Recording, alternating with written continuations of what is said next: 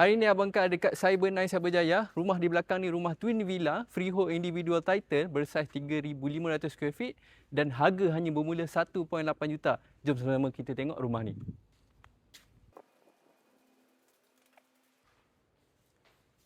So ini adalah guest bedroom dengan tandas.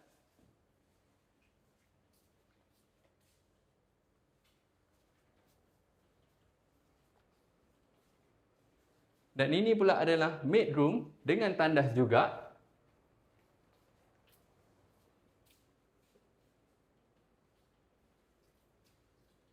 Ini adalah storeroom. Rumah ni ada 5 bilik dan 5 bilik air. Jom kita naik ke tingkat 1. Bestnya tentang rumah ni, kita ada laman sendiri tau dekat atas ni and then ruang ekstra kat tepi sana. So ini adalah dining hall. Dining hall bersambung dengan kitchen. Ini adalah kitchen dan belakang ada outdoor area lagi.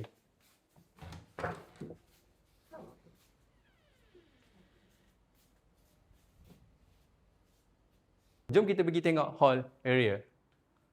So ini adalah hall area. Dan ada ruang tambahan bersama dengan toilet.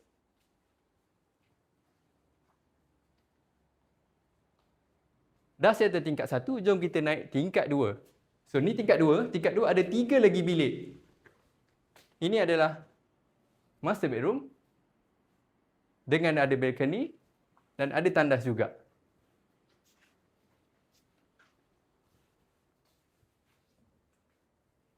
Bilik kedua dan bilik ketiga bersama dengan tandas sendiri juga.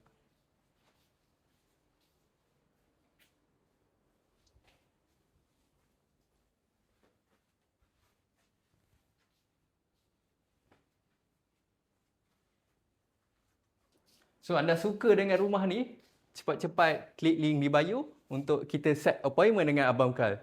Thank you guys.